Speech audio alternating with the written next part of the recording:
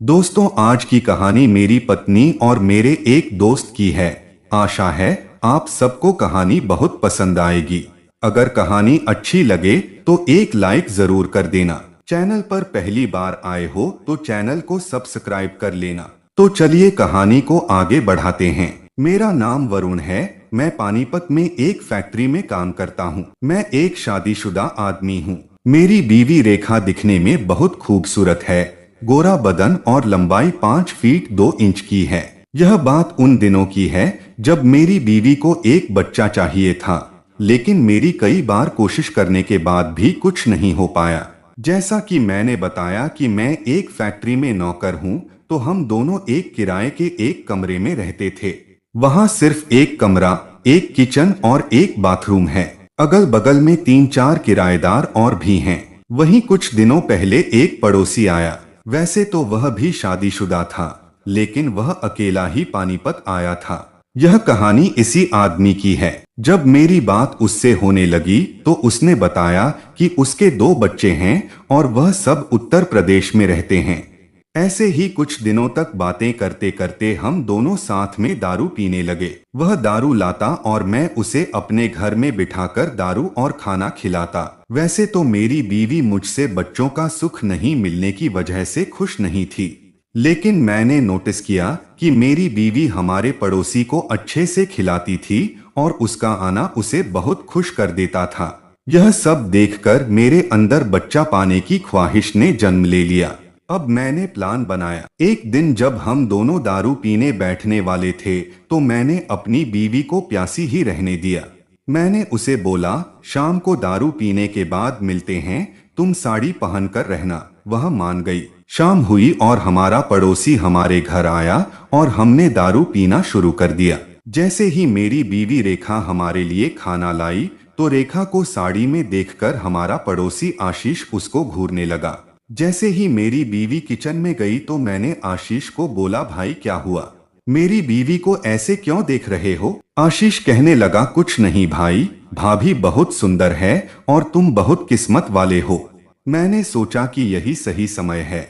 मैंने उससे कहा, किस्मत ही तो साथ नहीं है। आशीष बोला, ऐसा क्यों? मैंने बताया, यार मेरी वजह से हम माता पिता नहीं बन पा रहे हैं और मेरी बीवी को बच्चा चाहिए। आशीष बोला, कोई बात नहीं, सब ठीक हो जाएगा। मैंने कहा, आशीष तुम मेरी मदद कर दो। आशीष बोला, ठीक है, मैं किसी डॉक्टर से बात करूंगा। फिर हम दोनों खाना खाने लगे और मैंने उसे कहा, तू आज यहीं सोएगा।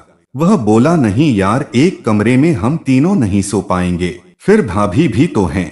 मैंने कहा, सब हो जाएगा, भाभी की चिंता मत कर। वह बोला, ठीक है, तू एक बार भाभी से पूछ ले। मैंने रेखा को बुलाया। रेखा आई तो मैंने उससे पूछा कि आशीष आज यहाँ रुक सकता है। आशीष के सामने होते हुए वह मना नहीं कर पाई, लेकिन वह अंदर ही अंदर खुश भी थी। हमने 2-2 पैग और लगाए और मैंने टल्ली होने का बहाना किया। मैं सो गया। हमारे कमरे में सिर्फ एक पलंग है और उस पर रेखा ने आशीष को लिटा दिया।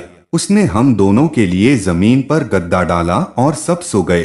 कमरे में हल्की रोशनी थी। आशीष को हम दोनों साफ दिखाई दे रहे थे। मैं हल्की आंख खोलकर आशीष को देख रहा था। आशीष पलंग के नीचे लेटी मेरी बीवी को घूर रहा था। मेरी बीवी साड़ी में ही सो गई थी। आशीष दिखने में 6 फीट लंबा, थोड़ा मोटा और सांवले रंग का था। उसको हल्की सी दाढ़ी भी थी। वह मेरे पलंग पर चड्डी बन में लेट गया था। कुछ देर बाद उसने मेरी बीवी को आवाज देकर कहा, रेखा भाभी, मुझे एक गिलास पानी दोगी क्या? रेखा उठकर उसके लिए पानी लाई और उसका ध्यान आशीष पर टिक गया। आशीष को देखकर मेरी बीवी की आंखें खुली रह गई। अब आशीष भी समझ गया। आशीष ने रेखा से कहा, भाभी क्या मैं आपसे बात कर सकता हूँ? रेखा ने कहा, हाँ क्यों नहीं भैया। इतना कहकर वह खुद ही आशीष के साथ पलंग पर बैठ गई।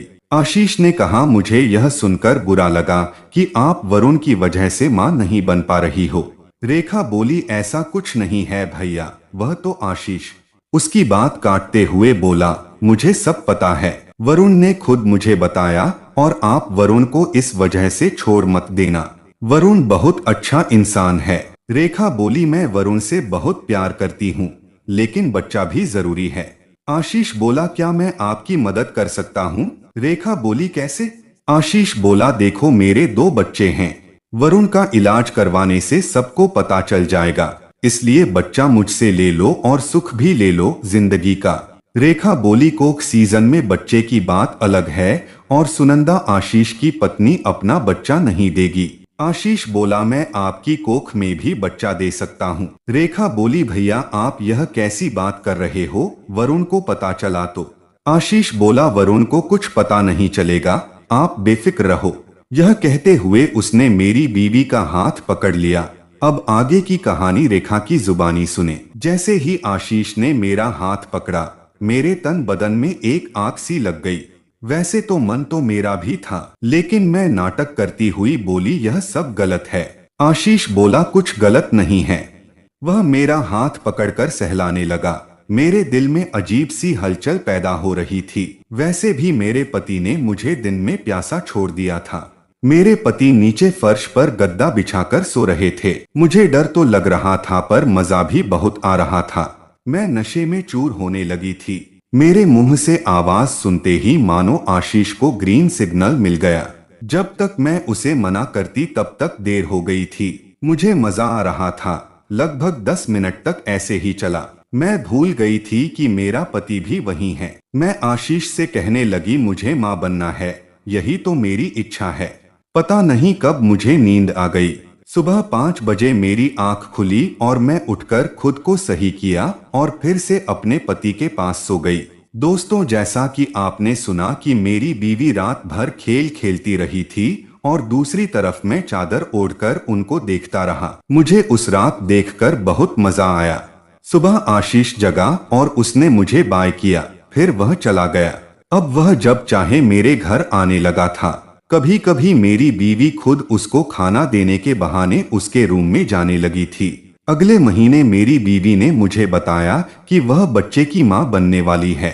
मुझे पता था, पर मैं अपनी शादीशुदा जिंदगी को बचाकर बहुत खुश था। साथ ही साथ मेरी बीवी भी बच्चा पाकर खुश थी। वह अभी सारा मजा लेती है और हम तीनों को मालूम है कि हमारे बीच क्या चल रहा है। एक दिन हम दोनों दोस्त दारू पी रहे थे तो आशीष ने रेखा से कहा, कभी आप ही तो इसका स्वाद चख लो, कैसी है यह।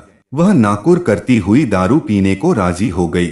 हम तीनों पैगना शुरू कर दिए। दारू के नशे में हम सब मस्ती भरी बातें करने लगे। उसी बीच आशीष ने मेरी बीवी को अपने पास खींच लिया। मेरी बीवी भी उसके पास बैठ गई और वे दोनों मस्ती करने लगे। मैं भी बीड़ी जलाकर उन दोनों को देखने लगा। मुझे भी इससे कोई गुरेज नहीं रह गया था। तो दोस्तों, मिलते हैं अगली कहानी के साथ। तब तक के लिए धन्यवाद।